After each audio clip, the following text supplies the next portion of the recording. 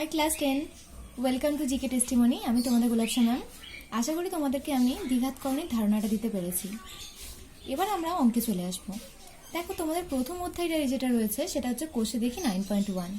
এই অধ্যায়ের প্রথম অঙ্কটা কি বলছে? মূলদ ও অমূলদ সংখ্যার গুণফল আকারে লিখি। অর্থাৎ আমাদের কাছে কতগুলো দ্বিঘাতকরণী রয়েছে, সেই দ্বিঘাতকরণীগুলোকে আমরা মূলদ সংখ্যা ও অমূলদ সংখ্যার গুণফল আকারে লিখব।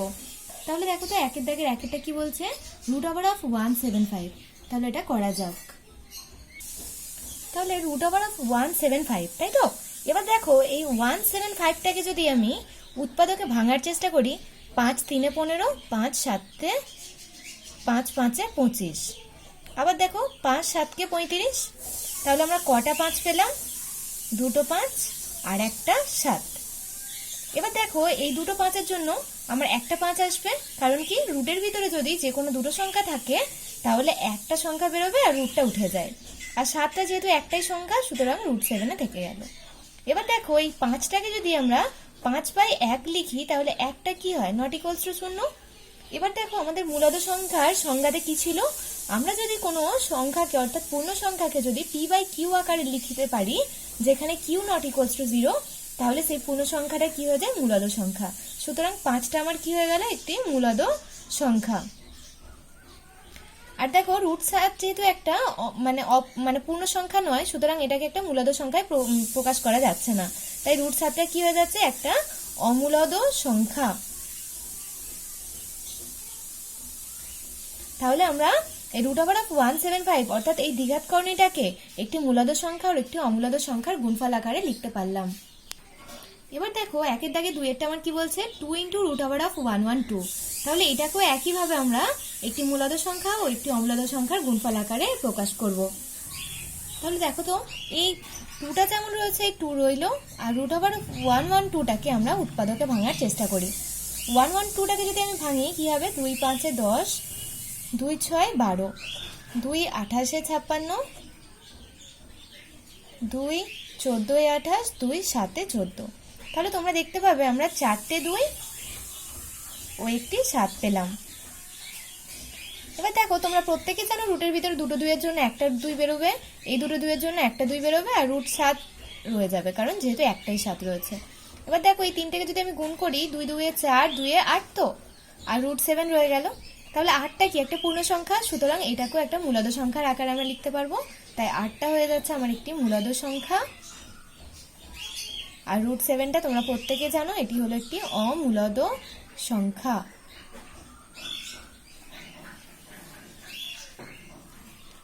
এবার দেখো, আমরা 2 পর্যন্ত করলাম। 3-এর দাগেরটা আমার কি বলছে? √108। এটাকেও আমরা কি করব? মূলদ ও অমূলদ সংখ্যার গুণফল আকারে লিখবো। তাহলে লেখা যাক। দেখো, এবার এই 108টাকে যদি আমরা উৎপাদকে ভাঙি, কি করে ভাঙবো? 3 3 9, 3 6 18, 3 12 36, 3 4 12, 2 2 4। তাহলে দেখো, আমরা কটা 3 পাচ্ছি? 3টে। কটা 2 পেলাম? দুটো 2। দেখো, এই প্রথম দুটো 3-এর জন্য একটা 3 এলো, এই দুটো 2-এর জন্য একটা 2 এলো, আর √3 আমার থেকে গেল। তাহলে 3 2 6 গুণিত √3। আর এই 6টা আমার হচ্ছে কি? একটি মূলদ সংখ্যা, আর √3টা হচ্ছে কি? একটি অমূলদ সংখ্যা।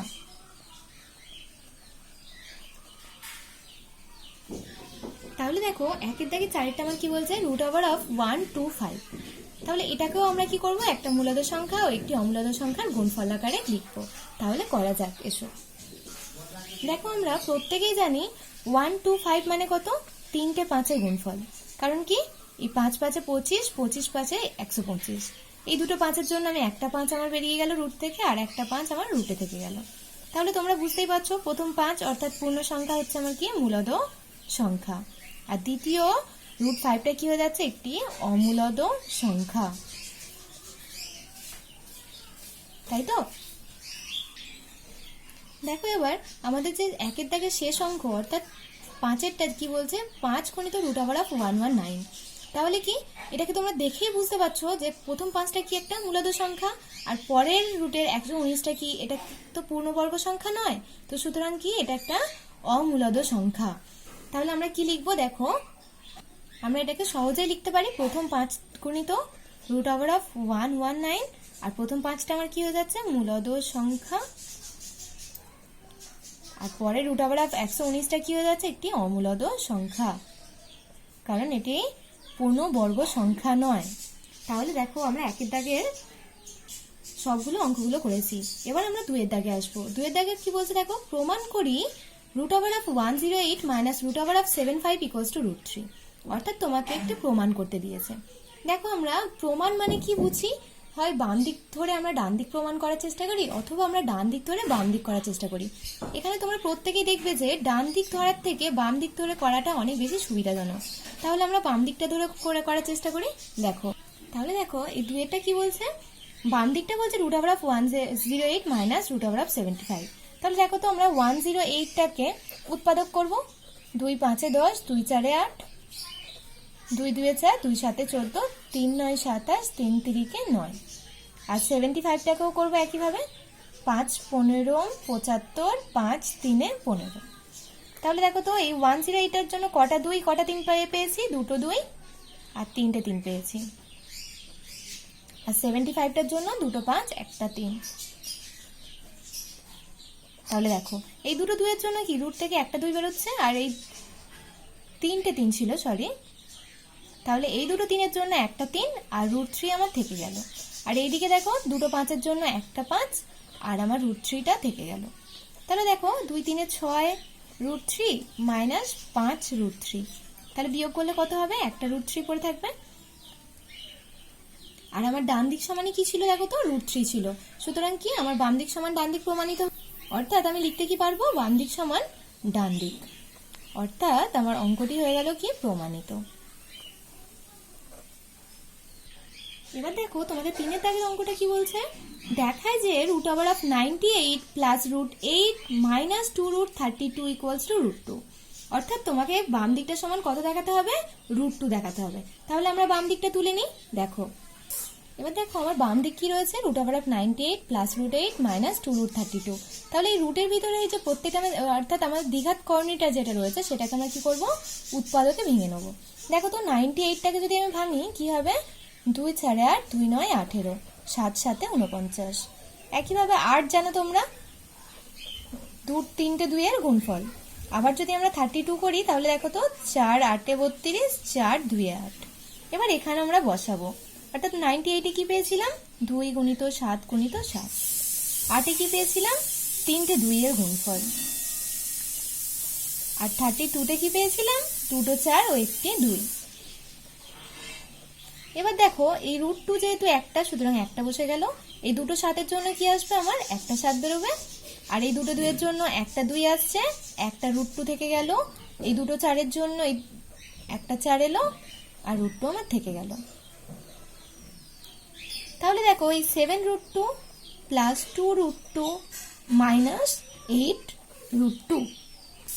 এবার 7 রুট 2 আর 2 রুট 2কে দুটো যদি আমরা যোগ করি তাহলে কত হয়ে যাবে, 9 রুট 2। আর এদিকে মাইনাস 8 রুট 2। 9 রুট 2 থেকে 8 রুট 2 বাদ দিলে কত হয়ে যায়, অনলি রুট 2। আর আমার ডান দিকে ছিল রুট, তোমরা এখানে দেখতে পাচ্ছ ডান দিক আমার কত ছিল, রুট 2। তাহলে আমার কি হয়ে গেল, অঙ্কটা প্রমাণিত হয়ে গেল। তাহলে আমরা কি লিখবো, আমরা লিখবো যে বাম দিক সমান ডান দিক। আমার অঙ্কটা হয়ে গেল প্রমাণিত। এবার দেখো 4-এর দাগের অঙ্কটা আমার কি বলছে, দেখায় যে 3 root over of 48 minus 4 root over of 75 plus root over of 192 equals to 0। তাহলে তোমরা দেখেই বুঝতে পারছো যে এই অঙ্কটা পুরোপুরি হুবহু 2 আর 3-এর মতো হবে। তাহলে তোমরা প্রত্যেকে ভাবছো যে অবশ্যই পারবে, আমিও জানি তোমরা প্রত্যেকে অঙ্কটা করতে পারবে। তাই তোমাদের এটা আমি হোমওয়ার্ক দিলাম, তোমরা এটা করে আমাকে দেখিও, আমার কমেন্ট বক্সে কমেন্ট করো। আর যদি তোমাদের বুঝতে অসুবিধা হয় তাও তোমরা আমার কমেন্ট বক্সে কমেন্ট করে বলো যে তোমরা করতে পারছো না, আমি অবশ্যই তোমাদের এই অঙ্কটা করে দেব। এবার আমরা চলে আসবো 5-এর দাগের। 5-এর দাগের কি বলছে, সরলতম মান নির্ণয় করি। কার সরলতম মান নির্ণয় করব, root over of 12 plus root over of 18 plus root over of 27 minus root over of 32। তাহলে আমরা এই অঙ্কটা আমরা তুলে নিয়ে এর সরলতম মান নির্ণয় করো। দেখো তোমাদের কি রয়েছে, প্রথমেই রয়েছে রুট 12। তাহলে প্রত্যেকে দেখো মুখোমুখি হিসাব করতে পারবে। রুট 12 মানে কি, 2 3 6, 6 2 12। আবার দেখো √18 মানে কি 3 দুগুণে 6, 6 3 18। আবার দেখো √27 মানে কি 3 3 কে 9, 3 9 27। আর একইভাবে 32 মানে কি 2 2 2 4 8, 8 4 32, তাই তো? তাহলে দেখো তো এই দুটো 2 এর জন্য একটা 2 আসছে, √3 আমার থেকে গেল।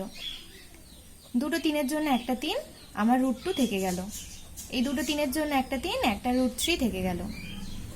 আর দেখো এই দুটো 4 এর জন্য একটা 4, √2 থেকে গেল। এবার আমরা সদৃশ্যকরণীগুলো একই দিকে লেখার চেষ্টা করব। তাহলে এদিকে কি রয়েছে 2√3, এদিকে রয়েছে আমার 3√3। আর এই সদৃশ্যকরণী অর্থাৎ √2 গুলো একই দিকে লিখবো, 3√2 মাইনাস 4√2। দেখো এই 2√3 আর 3√3 যদি আমরা দুটো যোগ করে ফেলি তাহলে কত আসবে 5√3।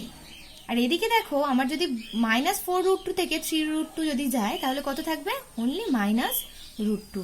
তাহলে এটাই হয়ে গেল আমার নির্ণয় উত্তর। এবার দেখো আমার 5 পর্যন্ত অঙ্কগুলো কমপ্লিট হয়ে গেছে। এবার আমরা 6 দাগের আসবো। 6 দাগের এটা কি বলছে, √5 প্লাস √3 এর সঙ্গে কত যোগ করলে যোগফল 2√5 হবে তা হিসাব করি। অর্থাৎ আমাকে কিছু দেয়নি, তো আমরা মনে মনে ধরে নেবো কি, ধরি প্রথমটার সাথে অর্থাৎ √5 প্লাস √3 এর সাথে x যোগ করলে আমরা দ্বিতীয়টা পাবো অর্থাৎ 2√5 পাবো। তাহলে দেখো আমরা খাতা কলমে করার চেষ্টা করি। তাহলে আমরা কি লিখবো, ধরি √5 প্লাস √3 এর সঙ্গে x যোগ করলে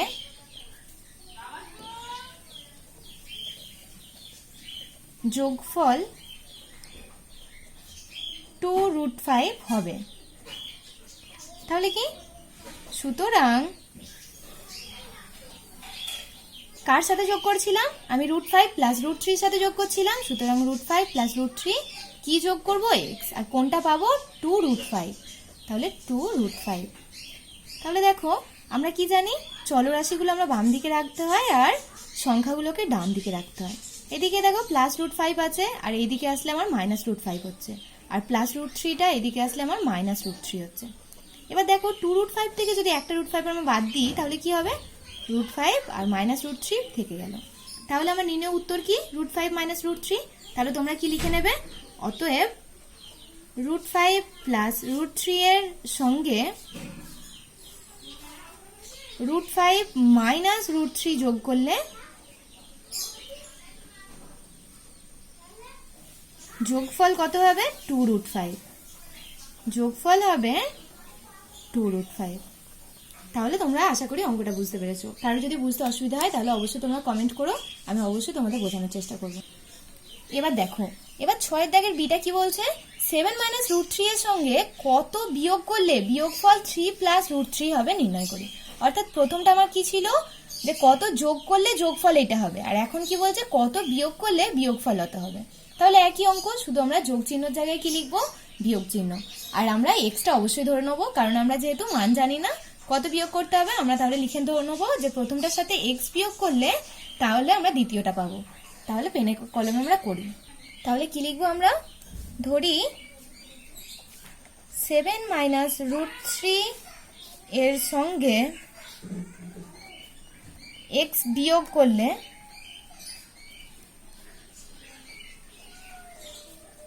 বিয়োগফল দ্বিতীয়টা অর্থাৎ 3√3 হবে।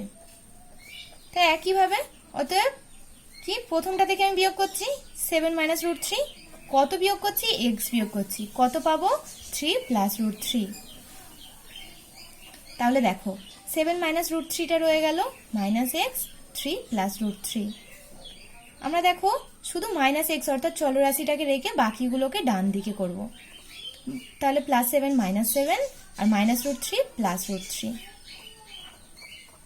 -x সমান তাহলে কত হলো, সংখ্যা দেখো -7 থেকে 3 গেলে কত হয় -4, আর √3 যোগ করলে কত হয় 2√3। এবার দেখো আমি -x রয়েছে, একে যদি আমি -1 দিয়ে অর্থাৎ একেও যদি -1 দিয়ে আর ডান দিকেও যদি প্রত্যেকটা সংখ্যাকে আমি -1 দিয়ে গুণ করি তাহলে কি পাবো, +x সমান +4 - 2√3। তাহলে আমার নির্ণয় উত্তরটাই কি হলো 4 - √3। তোমরা কি লিখবে, অতএব 7 - √3 থেকে 4 মাইনাস 2√3 বিয়োগ করলে বিয়োগফল হবে 3 প্লাস √3। আশা করি তোমরা প্রত্যেকে বুঝতে পেরেছো। কারণ কোনো জায়গায় বুঝতে অসুবিধা হলে তোমরা আমাকে কমেন্ট করো, আমি আবার তোমাদের বোঝাবো। দেখো আমার 6 দাগের এ আর বিটা আমি কমপ্লিট করেছি। 6 দাগের সিটা কি আছে দেখো, 2 প্লাস √3, √3 প্লাস √5 এবং 2 প্লাস √7 এর যোগফল লিখি। অর্থাৎ দেখো আমাদের এখানে কি আছে, 3টে দ্বিঘাত করণী দেওয়া আছে। এখানে প্রত্যেকটা দেখবে প্রত্যেকটাই আমার মিশ্র দ্বিঘাত করণী। এই মিশ্র দ্বিঘাত করণীগুলোকে আমার পরস্পর যোগ করতে হবে, তাই তো? তাহলে দেখো আমরা সবাই যোগ করার চেষ্টা করব। দেখো তাহলে 6 দাগের সি আমার 3টে দ্বিঘাত করণী কি ছিল, 2 প্লাস √3, √3 প্লাস √5 এন্ড 2 প্লাস √7। তোমরা বলবে যে আমি প্রথম ব্র্যাকেট দিয়ে ঘিরে দিলাম কেন? কারণ দেখো যদি এর ভিতরে আমার মাইনাস থাকতো তাহলে আমার ব্র্যাকেট থেকে বেরোতে এগুলো খুব প্রবলেম হতো, অর্থাৎ আমার মানের গন্ডগোল হতো। তাই আমি প্রত্যেক দ্বিঘাত করণীগুলোকে একটা করে ব্র্যাকেট দিয়ে ঘিরে দিয়েছি। এবার আমি ব্র্যাকেট থেকে বের করবো। দেখো 2 প্লাস √3, √3 প্লাস √5, 2 প্লাস √7। এবার দেখো সংখ্যাগুলোকে আমি যোগ করব পরস্পর। 2 আর 2 যোগ করলে 4 হয়, √3 যোগ করলে 2√3 হয়, √5 যেহেতু একটাই তাই বসে গেল, আর √7ও তো একটাই তাই বসে গেল। এটাই হচ্ছে আমার কি নির্ণয় উত্তর। দেখো আমরা 6 দাগের সিটা করেছি, এবার আমরা করব 6 দাগের ডি। 6 দাগের ডি তে তোমাদের কি বলছে দেখো, 10 মাইনাস √11 থেকে -5 প্লাস 3√11 বিয়োগ করি ও বিয়োগফল লিখি। তাহলে এর আগের অঙ্কটা তোমাদের কি ছিল, 3টে দ্বিঘাত করণীকে পরস্পর যোগ করতে বলেছিল, আর পরেরটা বলছে 2টো দ্বিঘাত করণী আছে, প্রথমটা থেকে দ্বিতীয়টাকে বিয়োগ করতে। তাহলে তোমরা প্রত্যেকে পারবে। এবার আমরা মিলিয়ে নিই সবাই একসাথে করে। দেখো আমার কি বলছে, প্রথম দ্বিঘাত করণীটা 10 মাইনাস √11, এর থেকে কত বিয়োগ করব, দ্বিতীয় দ্বিঘাত করণীটা -5 প্লাস 3√11। দেখো এই প্রথম ব্র্যাকেট যেমন রয়েছে তেমন সব বেরিয়ে গেল। এবার দেখো মাইনাসে মাইনাসে প্লাস, মাইনাসে প্লাসে -3√11। এবার তোমরা বুঝতে পারছো কেন আমরা আগের অঙ্কটাকে ব্র্যাকেটে ঘিরে রেখেছিলাম, কারণ এখানে দেখো মাইনাস চিহ্নের জন্য এই প্রত্যেকটা সংখ্যারই কি হয়ে যাচ্ছে, চিহ্ন পরিবর্তন হয়ে যাচ্ছে। এবার আমরা কি করব, 10 আর 5কে পরস্পর যোগ করব, কত হয়ে গেল 15। আর দেখো -√11 একটা, আর এখানে -3√11 অর্থাৎ -4√11। এটাই হলো আমার নির্ণয় উত্তর। দেখো এবার আমার 6 দাগের ডি পর্যন্ত হয়ে গেল। 6 দাগের ইটা কি বলছে, -5 প্লাস √7 এবং √7 প্লাস √2 এর যোগফল থেকে 5 প্লাস √2 প্লাস √7 বিয়োগ করে বিয়োগফল লিখি। অর্থাৎ তোমাদের প্রথমে কি বলছে দেখো তো, এই যে দুটো দ্বিঘাত করণী রয়েছে, এই দুটো মিশ্র দ্বিঘাত করণীকে কি করছে, প্রথমে যোগ করতে বলছে, তারপর এই দুটো যোগফল যেটা বেরোবে সেখান থেকে এই তৃতীয়টাকে বিয়োগ করতে বলেছে। তাহলে আমরা প্রথমে কি করব, এই দুটোকে যোগ করব, এদের যোগফল থেকে এটাকে বিয়োগ করব।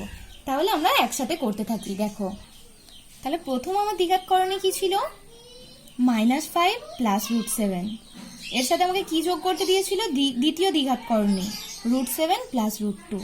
এই দুটো যোগফল থেকে আমাকে কোনটাকে বিয়োগ করতে হবে না, তৃতীয় দ্বিঘাত করণী। তৃতীয় দ্বিঘাত করণী অর্থাৎ 5 প্লাস √2 প্লাস √7। এবার দেখো এই প্রথম ব্র্যাকেট যেমন সেটা বেরিয়ে গেল, -5 প্লাস √7, আর এটাও আমি বেরোবে প্লাসে প্লাসে প্লাস √7 প্লাসে প্লাসে প্লাস √2। আর কাকে বিয়োগ করব, -5 মাইনাস √2 মাইনাসে প্লাসে -√7। এবার দেখো এই -5 থাকছে, আর √7 প্লাস √7 কত হয়ে যায়, 2√7, আর এদিকে কি হচ্ছে √2, -5 মাইনাস √2 মাইনাস √7। তোমরা দেখো -√2 প্লাস √2 কেটে গেল, এই -5 কত হয়ে গেল, -10, আর 2√7 থেকে একটা √7 বাদ দিয়ে গেলে কত হয়ে যায়, প্লাস √7। এটাই হচ্ছে আমার কি নির্ণয় উত্তর। দেখো তোমরা কোষে দেখি 9.1 এর তোমরা প্রত্যেকটা অঙ্কই করে ফেলেছো, শুধুমাত্র কোনটা বাকি, এই এফ এর দাগেরটা বাকি। এফ এর দাগটা কি বলছে, দুটি দ্বিঘাত করণী লিখি যাদের সমষ্টি হচ্ছে মূলাদ সংখ্যা। অর্থাৎ কি, যে কোনো দুটো দ্বিঘাত করণী নিয়ে তাদের দুটো যোগফল কি বের করতে বলেছে, একটা মূলাদ সংখ্যা হবে। দেখো তোমাদের দ্বিঘাতকরণী শেখানোর সময় আমি শিখিয়েছিলাম শুদ্ধ দ্বিঘাতকরণী, মিশ্র দ্বিঘাতকরণী। এবার আমরা অঙ্কগুলো অ্যাপ্লাই করব। এবার দেখো দুটো দ্বিঘাতকরণী নিতে বলেছে যার সমষ্টি মূলদ সংখ্যা। এখানে কিন্তু কিছু বলে দেয়নি তোমাকে যে দুটো শুদ্ধ দ্বিঘাতকরণী নিতে হবে বা দুটো মিশ্র দ্বিঘাতকরণী নিতে বলেছে। কিন্তু দেখো তোমরা দুটো যদি আমরা শুদ্ধ দ্বিঘাতকরণী নিই, অর্থাৎ যদি আমরা √2 নিই আর যদি √3 নিই, এই দুটো যোগফল কখনোই আমরা করতে পারবো না, কেননা এই দুটো সদৃশ্য করণী নয়। এগুলো প্রত্যেকটা কি হয়ে যাচ্ছে, আমার অসদৃশ্য করণী। এবার তোমরা যদি বলো যে দুটো সদৃশ্য করণী নিয়ে যোগ করব, দেখো তো দুটো সদৃশ্য করণী নিলাম, √5 আর 3√5। এই দুটোকে যোগ করলে আমার কত হয়ে যাবে? এই দুটোকে যোগ করলে আমার হয়ে যায় 4√5। এই 4√5টা কি একটা মূলদ সংখ্যা? না, এটা কি হয়ে যাচ্ছে, একটি অমূলদ সংখ্যা বা দ্বিঘাতকরণী। কিন্তু দেখো আমাকে মূলদ সংখ্যা চেয়েছে, সুতরাং আমার সদৃশ্য করণী নিয়ে হবে না বা অসদৃশ্য করণী নিয়েও হবে না। আমাকে কি করতে হবে? মিশ্র দ্বিঘাতকরণী নিতে হবে। দেখো তো যদি আমি 2 - √5 একটি মিশ্র দ্বিঘাতকরণী নিই, আর যদি এর অনুবন্ধী করণী অর্থাৎ 2 + √5 নিই, তাহলে দেখা যাক দুটোকে যোগ করে 2 - √5 প্লাস 2 + √5। দেখো তো -√5 +√5 ক্যান্সেল হয়ে গেল, 2 + 2 কত হয়ে গেল? 4। আর 4 একটা পূর্ণ সংখ্যা, সুতরাং এটা একটা কি হয়ে যাচ্ছে, মূলদ সংখ্যা হয়ে যাচ্ছে। তোমাকে কি চেয়েছিল? একটা মূলদ সংখ্যাই তো চেয়েছিল, যে এমন দুটো দ্বিঘাতকরণী নাও যাতে করে তাদের যোগফল মূলদ সংখ্যা হয়। দেখো আমরা এখানে কি নিয়েছি, 2 - √5 2 + √5। কিন্তু তোমরা অন্য কিছুও নিতে পারো, অর্থাৎ এর উত্তর একাধিক কিছু হতে পারে। কারণ আমরা যে 2 - √5 নিয়েছি, তোমরা কি করতে পারো, 3 + √5 নিতে পারো, -4 + √11 নিতে পারো। তবে কি বলো তো, তোমরা যেই দ্বিঘাতকরণীটা নেবে সেই দ্বিঘাতকরণীর অনুবন্ধী করণীটা নেবে, যাতে করে তোমাদের দুটো দ্বিঘাতকরণী ক্যান্সেল হয়ে গিয়ে শুধুমাত্র পূর্ণ সংখ্যা পড়ে থাকে, তাহলেই তোমাদের মূলদ সংখ্যা হবে। আশা করি তোমরা বুঝতে পেরেছো। তোমাদের যদি বুঝতে কোথাও অসুবিধা হয়, তোমরা অবশ্যই আমাকে কমেন্ট বক্সে লেখো। যেই অঙ্কটার প্রবলেম হচ্ছে সেই ছবিটা তুলে অর্থাৎ স্ক্রিনশট তুলে আমাকে পাঠাও, আমি সেই জিনিসটা সলভ করার অবশ্যই চেষ্টা করব। আর যদি তোমাদের মনে হয় যে তোমরা প্রত্যেকটা স্টেপ বুঝেছো, তাহলে অবশ্যই আমার চ্যানেলটাকে লাইক করো এবং বন্ধুদের সাথে শেয়ার করো। থ্যাংক ইউ, সবাই ভালো থেকো। পরের দিন আমরা 9.2 নিয়ে আলোচনা করবো। ওকে, সবাই সাবধানে থেকো।